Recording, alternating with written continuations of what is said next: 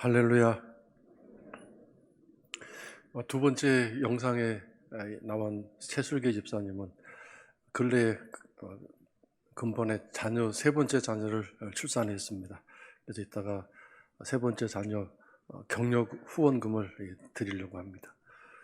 그리고 세 번째 이종순 집사님은 손녀를 하나님이 주셨는데 낳자마자 수술을 해야 되는 아주 어려운 상황을 맞이하셨었습니다. 그 심경을 또 그때 그 상황을 그 시에 쓰신 것 같습니다.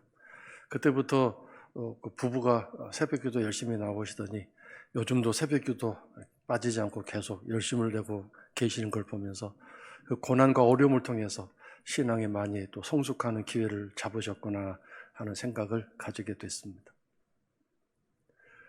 근래에 코로나가 다섯 번째로 변이되어서 강력한 또 전염성을 가지고 전 세계를 지금 위협하는 새로운 국면이 시작되었음을 성도 여러분들도 뉴스를 통해서 확인하셨을 것입니다.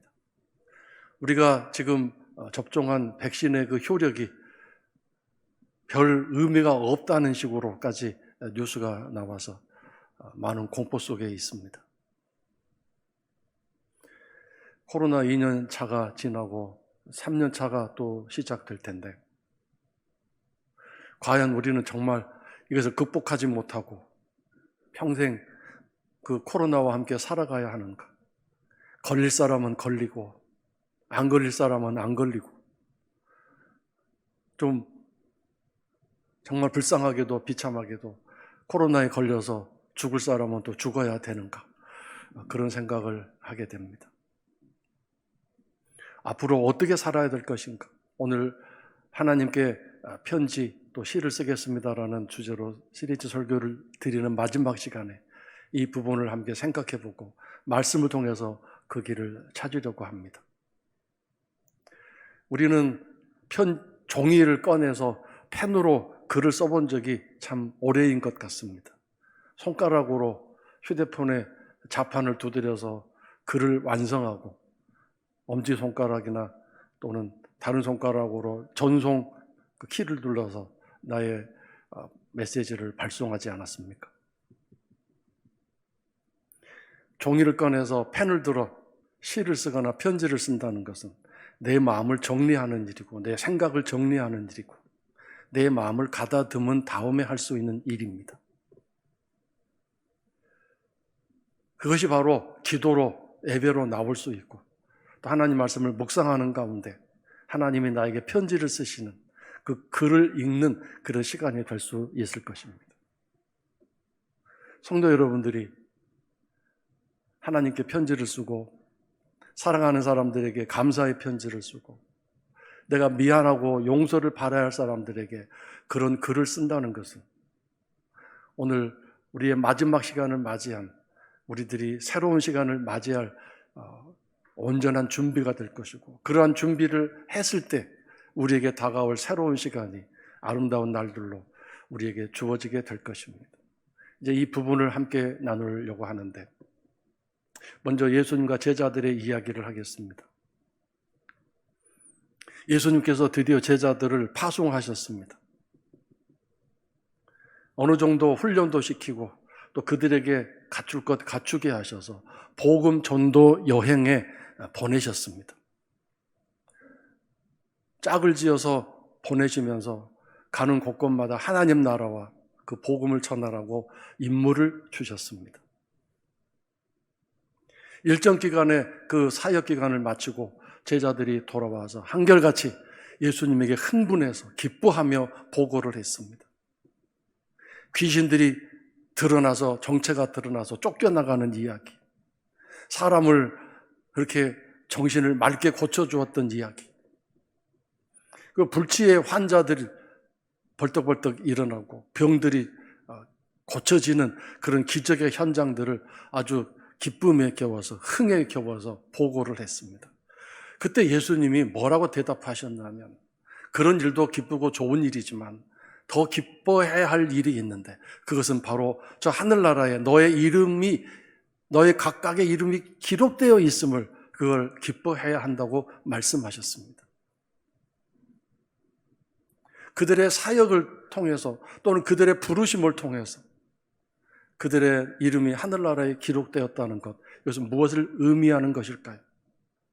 하늘나라에 내 자리가 마련되어 있다는 뜻입니다. 내가 거기에 들어갈 내 공간이 준비되어 있다는 뜻입니다. 저는 이 부분을 생각하면서 대학을 졸업하고 직장을 얻고 또 결혼 상대자를 만나서 결혼을 하고 그러면서 가정을 시작해서 자녀를 낳고 이 세상 속에서 내가 발 딛고 설 그 공간, 그 틈을 만들기 위해서 각 사람은 얼마나 힘을 쓰고 애를 쓰고 노력하는지, 어지간한 노력과 수고를 통하지 않고서는 내가 발 딛고 설 그 틈을, 여지를 세상은 주지 않기 때문이고 빼앗아 버리기 때문이고 도둑맞기 때문이고, 그래서 요즘 젊은이들은 자기가 서야 할 그 틈을 만들지 못해서 전전긍긍하며 아르바이트를 하고 일당을 통해서 일을 하며 불안한 미래의 걱정과 두려움으로 하루하루 희망 없이 살고 있지 않습니까? 부모들은 그런 자녀를 보면서 얼마나 마음이 아픕니까? 내 자녀가 살아갈 틈을 이 세상 속에서 찾고 거기서 힘차게 발을 내딛고 그 틈이 아니라 이제는 넓은 지경으로 만들어가야 될 텐데, 내 딸, 내 아들이 나이가 들었는데도 저렇게 여전히 일용직으로 비정규직으로 경쟁에서 밀려나고 앞날에 대한 희망을 얻지 못하고 살아가고 있구나 할 때 그 마음이 얼마나 아프겠습니까? 이미 이제 50대가 되고 60대가 되신 여러분들도 젊었을 때 다 그런 과정을 겪어오셨습니다. 이 땅에 내가 살아갈 공간, 그 여지를 만들기 위해서 아내와 함께 또는 남편과 함께 얼마나 힘든 세월을 살아보셨습니까? 다행히 그 삶을 성공적으로, 물론 부유하거나 넉넉하지는 않지만 남에게 손벌리지 않을 만한 그런 삶을 살아오면서 이제 자녀들을 출가시키고 또 이제 인생의 남은 시간을 바라볼 때 참으로 힘들게 살아왔지만 그래도 후회 없이 잘 살아왔구나라고 얘기할 수 있는 인생의 시점에 있는 분들도 많이 있을 것입니다. 근데 여러분, 주님은 말씀하십니다. 이 땅에서 우리가 어떻게 살고 무엇을 이루며 살았는가, 성취해 놓았는가, 그것보다는 저 하늘나라에 우리 각자의 이름이 새겨져 있음을 기뻐하고 즐거워해야 한다고 말씀하고 계십니다. 오늘 이것을 분명히 우리 성도들이 알고 깨닫고 이것을 기뻐할 수 있는 우리들의 신앙이 되었으면 좋겠습니다. 이 땅에서는 내 공간과 내 삶의 여지를 만들기 위해서 그렇게 수고하고 애를 쓰고 경쟁 속에 살아왔지만 저 하늘나라에 내가 살아갈 내 자리, 내 공간은 하나님이 마련해 놓으시고 하나님이 준비해 놓으시는 것이기 때문에 오직 우리는 이 땅에서 오늘도 믿음의 길을 열심히 가고 포기하지 않고 중단하지 않고 끝까지 그 길을 갈 수 있느냐가 그것이 유일한 관건이라고 할 수 있을 것입니다. 오늘 이 부분에 대해서 여러분과 함께 나누려고 하는데 베드로후서 1장 10절, 11절에서 이렇게 베드로 사도는 말하고 있습니다. 그러므로 형제들아 더욱 힘써 너의 부르심과 택하심을 굳게 하라고 그랬습니다. 나를 부르시고 나를 신자로 성도로 부르신, 나를 택하신 그 부르심을, 택하심을 흔들리지 않고 그것을 잃어버리지 말고 그것을 포기하지 말고 끝까지 가야 한다, 그 뜻입니다. 그래야만 내가 저 하늘나라에 너를 위해 예비해 놓은 그 너의 자리, 너의 공간이 너 것이 될 수 있다고 말씀하시는 거예요. 여러분 삶에서 포기하지 않고 여기까지 오셨잖아요. 힘들고 어려운 순간이 많으셨잖아요. 직장생활 그만두고 싶을 때도 한두 번이 아니었을 것이고 이런저런 인생과 모든 관계들을 포기하고 싶을 만한, 내 인생 자체를 포기하고 싶을 만한 그런 순간까지도 있었을 것입니다. 그러나 견디고 이겨나왔기 때문에 오늘 이 순간 여기 있는 거 아니겠습니까? 신앙생활도 마찬가지입니다. 게을러지고 나태해지고 싶은 순간들이 수없이 많았고 신앙의 의심과 불신을 가져야 될 만한 그런 신앙생활도 많았고 안 보아야 할 것, 듣지 말아야 할 것을 그렇게 듣고 보는 일들도 신앙생활하면서 많아졌기 때문에 우리가 정신을 차리고 열심을 내지 않으면 이 신앙의 길, 믿음의 길은 정말 갈 수 없는 어려운 길입니다. 이 땅에서의 삶은 어쨌든 살아야 되니까, 가족들을 살려야 되니까 눈물을 머금고 포기하지 않고 가는 길이지만 신앙의 길은 그렇지 않지 않습니까? 너무도 쉽게 포기할 수 있고 그만둘 수 있고 내가 뭐 게을러졌다고 해서 당장 하늘에서 불벼락이 내려오는 것도 아니고 먹고 사는 일에 뭐 당장 중단시키시는 하나님의 뭐 엄벌이 있는 것도 아니고 그러다 보니까 우리들의 신앙의 생활은 부르심과 택하심을 너무도 약하게 하고 방어하지 않고 그것을 지켜내지 못하는 우리들의 어리석음이 있는 것 같습니다. 더군다나 코로나가 2년차가 진행되면서 부르짖어 기도해 본 적도 없는 것 같고 마음을 토해놓고 하나님 앞에 엎드려 기도해 본 적도 없는 것 같고 전전긍긍하면서 이 세상 코로나가 어떻게 흘러갔는가 거기에만 집중하다 보니까 우리의 신앙생활은 점점 침체되어 가는 것 같지 않습니까? 너희가 이것을 행한즉 언제든지 실족하지 아니하리라. 나를 왜 부르셨는가? 나를 왜 택하셨는가? 내가 왜 성도가 되게 하고 하나님의 백성이 되게 하셨는가? 더 나아가 나를 왜 집사로 부르셨고 권사로 부르셨고 장로로 불렀고 목사로 부르셨는가? 구역장으로 일하게 하시고 전도회장으로 일하게 하셨는가? 나를 주차 요원으로 성가 대원으로 주일학교 교사로 나를 왜 부르셨는가? 왜 택하셨는가? 이러한 하나님의 부르심을 굳게 하면 실족하지 아니하리라. 그 일을 그만두고 싶고 포기하고 싶고 별 의미가 없어 보이고 괜히 헛고생만 하는 것 같아서 그 모든 일에 손을 놓아버리고 싶은 그런 실족함의 위기에서 능히 견뎌낼 수 있을 것이다. 그래서 이같이 하면 주님 이 땅에 다시 오시는 그날 주님의 영원한 나라에 들어감을 넉넉히 주시리라 그랬습니다. 넉넉히 들어간다. 너의 공간이 엄청나게 넓어서 아주 당당하게 들어간다. 쉽게 말하면 다른 말로 말하면 그렇지 않은 사람도 있다.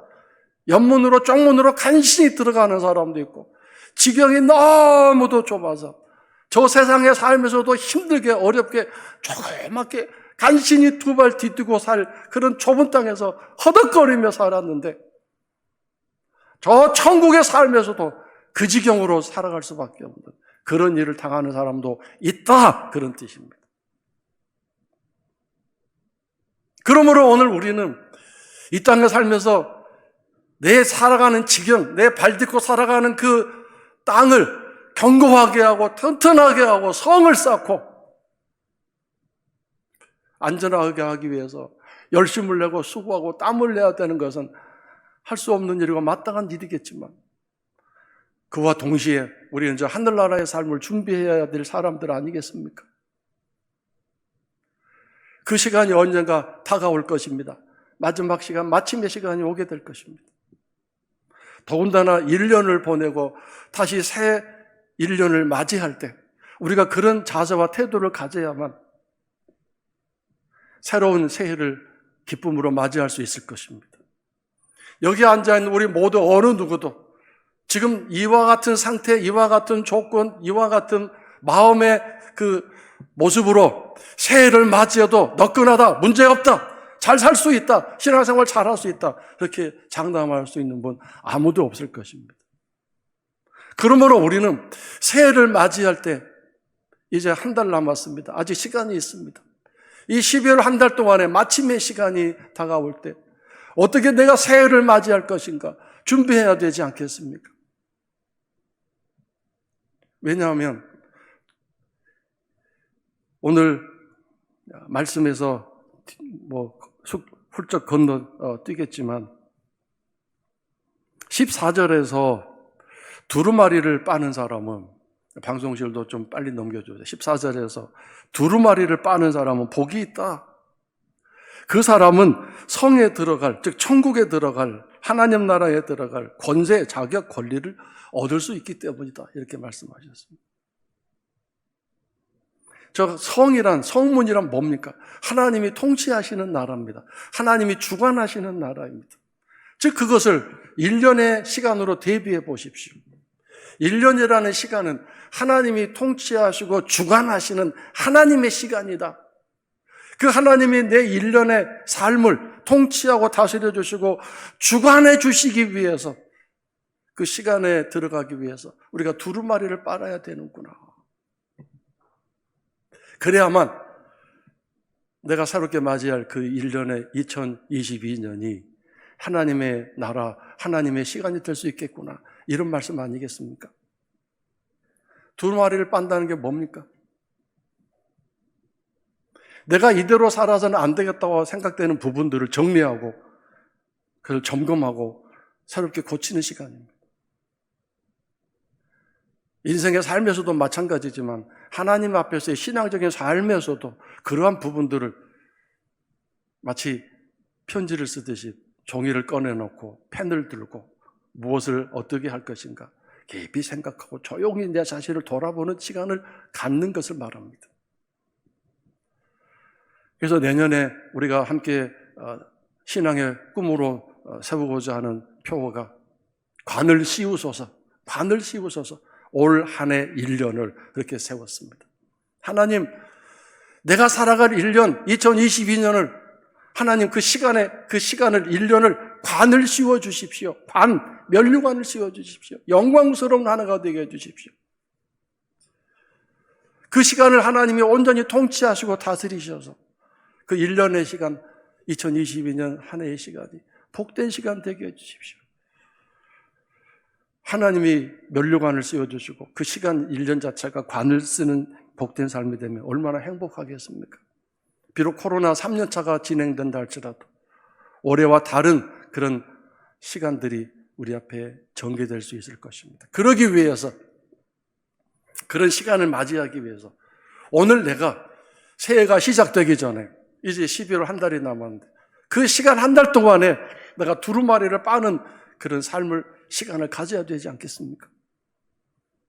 오래 살았던 그 모습 그대로, 신앙생활에 했던 그 모습 그대로 있으면서 새해를 맞이한다고 할 때 그 새해가 하나님이 면류관을 씌워주시는, 내게 영광스러운 시간이 되고 내게 복된 시간이 될 수 있는 한 해를 허락하실 수 있겠습니까?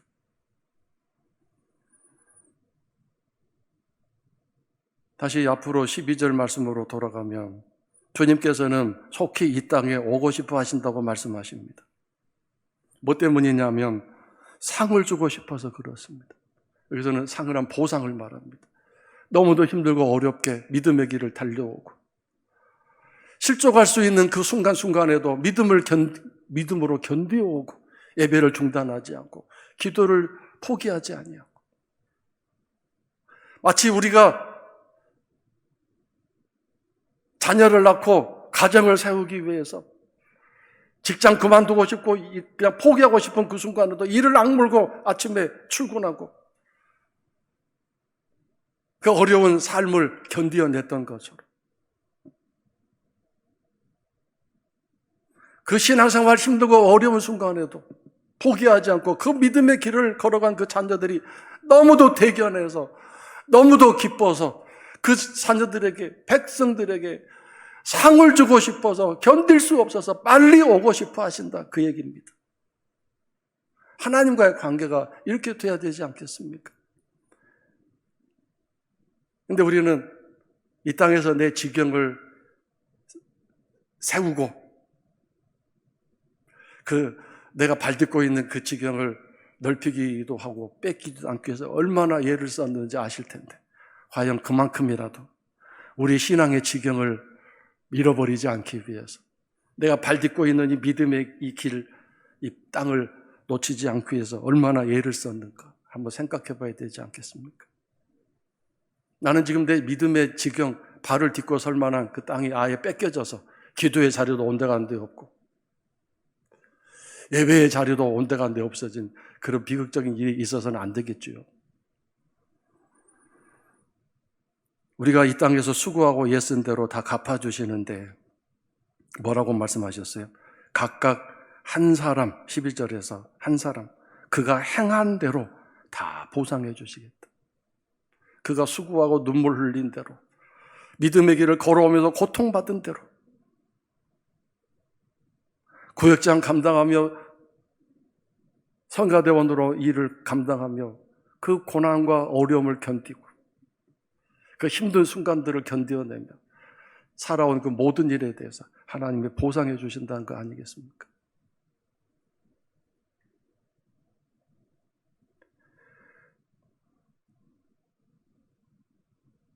그래서 바울 사도와 같이 면류관을 주시고 너의 살아온 모든 시간이 관을 쓸 만한, 면류관을 쓸 만한 멋진 삶이었다고 칭찬해 주시고 부상으로 많은 것들을 또 안겨주시지 않겠습니까?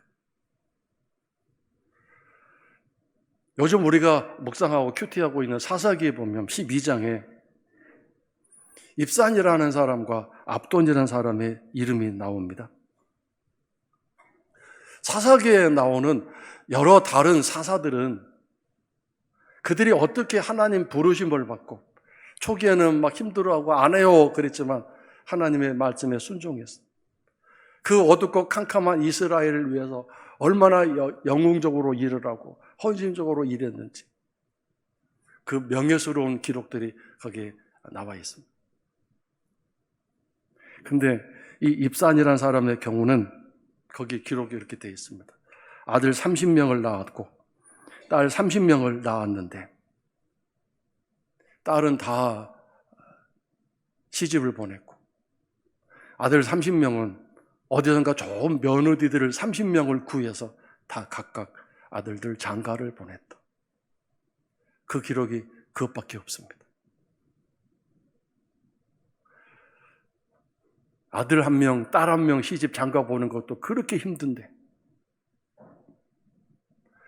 지금처럼 사람도 많고 이렇게 교통도 많아서 여기저기 중매도 받고 소개도 받을 수 있는 그런 세상이 아니라 닫혀진 세상, 단절된 세상, 고대 그 부족 국가 시대 속에서 아들 30명과 딸 30명을 출가하고 또 장가 보내는 게 얼마나 어렵겠습니까? 곧 기둥불이 몇 개가 준비되지 않겠습니까? 그런데 이렇게 너끈하게 시집 장가를 잘 보냈으니 인생에서 얼마나 성공한 사람입니까? 그 세상에서 자기의 그 발을 디딜 팁을 얼마나 견고하게 넓게 만들었는지 대단히 잘 사는 사람입니다. 그러나 사사로서 하나님의 사람으로서 부름받아서 어떻게 무슨 일을 했는지는 기록이 나오지 않고 있습니다. 부끄러운 일이죠. 오늘 여러분과 나의 삶은 어떻습니까? 오늘도 여전히 먹고 사는 일에 바쁘고 힘들고 또 내일부터 직장에 나가 일터에 나가서 일해야 될 고난의 시간이 기다리고 있지 않습니까? 그래서 열심히 일해서 가족들 먹여 살리고 집 평수도 좀 늘리고 이런 삶의 성취감을 느끼며 살아가는 그 삶에 비례해서 나의 신앙은 어떻게 지금 올 한 해 살아왔고 또 내년에는 어떻게 될 것인가 한번 곰곰이 생각해 봐야 되지 않겠습니까? 압돈이라는 사람도 더 아주 기가 막힌 삶을 살았습니다. 이 사람은 아들 40명을 낳았습니다. 그리고 손자가 30명이었는데 어릴 때부터 아주 어릴 때부터 이 아들 40과 손자 나오는 대로 이 땅에 출생하는 대로 그냥 곧장 그 손자들에게까지 나귀를 어린 나귀를 타게 했다라고 기록하고 있습니다.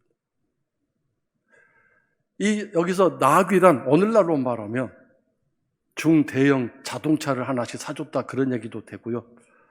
또 다른 말로 표현하면 아파트 한 채씩을 뭐 사주었다, 뭐 이런 식도 되고, 아니면 통장을 만들어서 거기에 거금을 넣어주어서 앞으로 유산으로 물려주었다, 뭐 이런 얘기도 될 수 있을 것입니다. 압돈이라는 사람도 이 땅에서 삶에서 아주 성공적인 삶을 살았습니다. 대단한 승리의 삶을 살았습니다. 그러나 하나님 앞에서 내놓을 것이 없는, 아무것도 한 것이 없는 그런 삶을 살고 갔다는 얘기 아니겠습니까? 오늘 인용할 시는 귀천이라는 시입니다. 천상병이라는 분이 쓴 시입니다. 정말 가난하게 살았던 분이고 말도 안 되는 혐의를 뒤집어 쓰고 끌려가서 고문을 당해서 완전히 육체가 망가져서 참 비참하게 일생을 마치신 분입니다. 그런데 그분이 쓴 이 귀천이라는 시의 한 부분이 우리들의 눈길을 끕니다. 이 땅의 삶을 마치는 것이 뭐냐? 소풍이 끝나는 날이다, 이렇게 기록하고 있습니다. 물론 이 부분은 긍정적인 삶을 바라보는 참 멋지신 아름다운 인생관이죠. 그렇게 가난하게 살고 고문을 당해 삶이 망가졌는데도 불구하고 소풍이다, 이렇게 표현하는 이 부분이 얼마나 아름답습니까? 그러나 제가 주목하고자 하는 부분은 다른 게 아니라 이 땅의 삶을 소풍이라고 생각하는 거기에 지금 여러분과 함께 주목을 하고 싶습니다. 소풍이다. 메인 게임은 저 하늘나라의 삶이다. 이 땅 이후의 삶이다. 여기서 우리가 이런 암시를 받지 않습니까? 소풍의 삶에 모든 걸 다 쏟아붓고 투자하는 어리석은 사람은 없겠죠. 하루의 삶, 하루의 시간 끝나면 다시 집으로 돌아가야 할 시간인데, 소풍 같은 그곳이 아무리 아름답다고 해서 거기서 앉아 살 수 없는 거 아니겠습니까? 오늘 우리들의 삶이, 이분은 뭐 기독적인 입장에서 이 시를 쓴 건 아니지만 이 땅의 삶을 소풍이라고 생각하고 내가 돌아갈 내 집, 내 고향, 저 하늘나라, 하나님 집, 그렇게 생각하신다면, 그리고 이것을 더 적극적으로 우리가 해석해서 내게 주신 시간, 특별히 1년이라는 이 시간, 다가올 2022년 코로나 3년째, 그 시간을 어떻게 맞이하고 보낼 것인가? 그러기 위해서 두루마기를 빠는 일이 필요하겠다는 생각을 가지셨으면 좋겠습니다.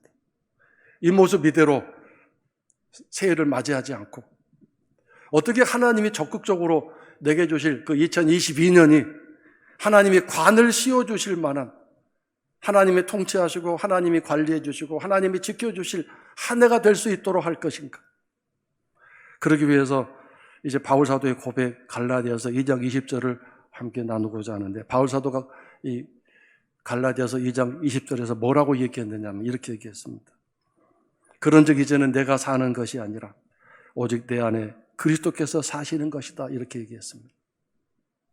이 말이 무슨 뜻이냐면, 나는 더 이상 살아갈 고민, 걱정하지 않겠습니다. 어떻게 무엇을 하며 살아갈 건지 근심하지 않겠습니다. 내 안에 계신 하나님이, 주님이, 예수님이 나를 살아가실 것이기 때문입니다. 그분이 인도하는 대로 이제 살면 됩니다. 더 가지려고 애쓰고 노력하고 고민하고 욕심을 가질 필요도 없고, 이루지 못한 것에 대한 아쉬움과 한숨과 한탄으로 남을 미워하고 시기 질투할 필요도 없습니다.